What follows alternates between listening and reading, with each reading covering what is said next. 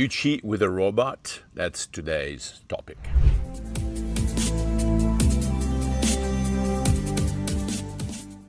We're living in a time where artificial intelligence isn't just a tool anymore. It's starting to feel more like a companion, a substitute actually for real connection. And while technology advances, it seems like our ability to relate to each other is regressing. And social media has twisted the perception of self and how we treat one another. We have forgotten truly how to connect, how to listen, how to look someone in the eyes, how to just be present. And so instead of turning towards our spouses or our kids or our friends in healthy ways, we turn inward. And hours after hours, our eyes are locked on the glow of a little screen. We're scrolling, we're swiping, and we're getting numbed. And with every passing moment, we're not just distracted, we're drifting. We're drifting away from each other. We're drifting into isolation. And what we're losing is real relationships. A researcher at the Emory University found these countries to be the top 5 around the world to be affected by an epidemic of loneliness. Are you ready for this? 1, Greece. 2, Cyprus. 3, Slovakia. 4, Italy. 5, United States. Now, I wasn't expecting really to see this. I can understand that countries that have an aging population, when they lose loved ones, are going to feel more lonely. But the US has the highest number in the middle age group. In Japan, where nearly 40% of the population suffers from loneliness, they have begun to introduce companion robots. And you can visit cafes like Lovot, where people cuddle robotic pets over dinner. Or they can rent a robot like RoboHon to be your travel guide for $300 a day. But let's be honest, these somewhat emotionally responsive gadgets at 12 to 16 inches may simulate affection, but do not cut it.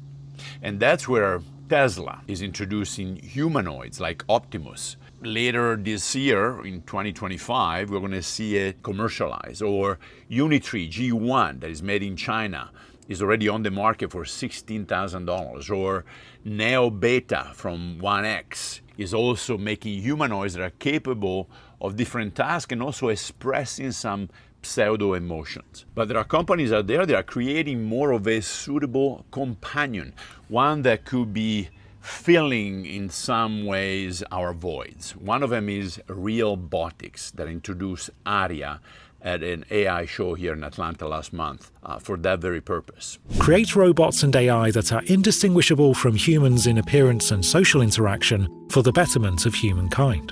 Realbotics' mission is to create highly human-like robots, and we believe that the more human-like we can do in terms of building a robot, the more natural interacting with it will become.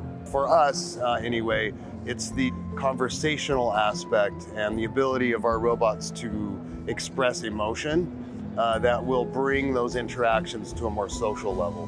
Some are pushing the envelope even further with soft robotic, like the Polish company Clone Robotics, who uses human-like muscular system using myofibers. Clone Robotics isn't hiding its ambition. They want to build synthetic humans so lifelike you'd swear they're real, from skin that feels warm to the perfect pore structure, right down to how they sweat and keep their temperature steady. By borrowing tricks straight from biology called biomimetic design, they've created androids you can emotionally connect with, whether it's a gentle handshake that feels natural or a friendly pat on the back that doesn't rattle your hand. Now, we heard it again. Life like humans, to be more emotionally connected, mimicking empathy. And the level of sophistication is mind-blowing. We're talking about actual mechanical hearts that pump fluid throughout a hydraulic system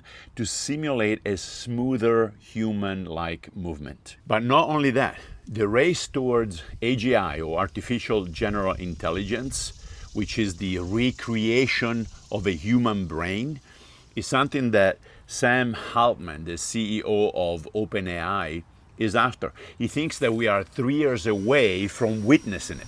In essence, we're talking about transforming digital data into a DNA code, basically 0 ones into ATCG, genetic sequencing, where data can actually be stored. And listen to this. The equivalent of one sugar cube of this type of DNA could store 215 petabytes. That's 10,000 times the Library of Congress, which is the largest library in the world with 176 million books, manuscripts, maps, photographs, etc. So as we race toward androids that resemble more and more the physical and emotional characteristics of humans, are people truly turning to AI for comfort, connection, and even for sex?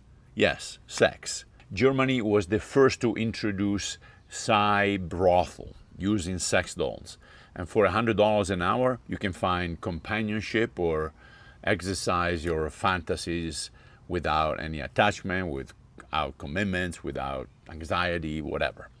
And that's alarming because many men prefer the virtual reality to the real thing. And that's the question I posed at the very beginning. Would this constitute adultery? Scripture tells us in Matthew 5:28, whoever looks at a woman lustfully has already committed adultery with her in his heart. And that is the issue. Yes, indeed, Christ speaks with some hyperboles in the second part of this chapter. He's talking about, gouging the eye or getting rid of other body parts. However, he is leaving no room for legalism or technicalities.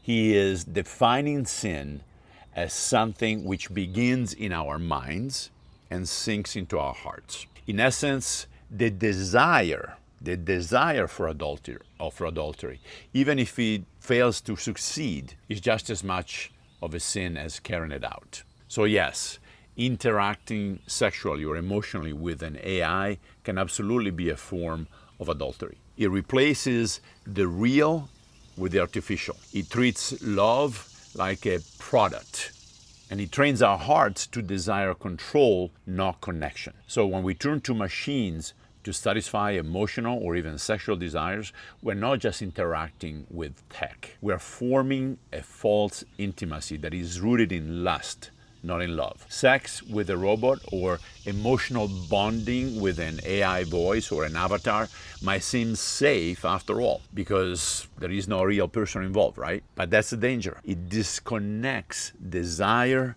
from relationship. And this path is rewiring how we see people, not as souls, but as object for our gratification. And here's the tragedy. That's not freedom, it's addiction. We start trading real, God-designed love for an illusion. A robot can maybe mimic some affection, but it cannot reflect Christ's love. It cannot love us, it cannot forgive us, it cannot grow with us or lead us to holiness. AI intimacy is not just a threat to our relationship, it's a threat to our souls. Because what you give your heart to shapes who you become. And God did not create us for digital comfort. He created us for real connection that are rooted in truth, in grace, and commitment. So if you are struggling with loneliness, with lust, or even curiosity, bring it into the light. Jesus doesn't shame you because he's the first one to offer a love that's not artificial, but eternal. Guys and gals, you are made for much more than a screen or for pleasure. Well, interesting topic, controversial, so please leave your comments down below. If you haven't done so, subscribe to the channel. Ciao, until next time.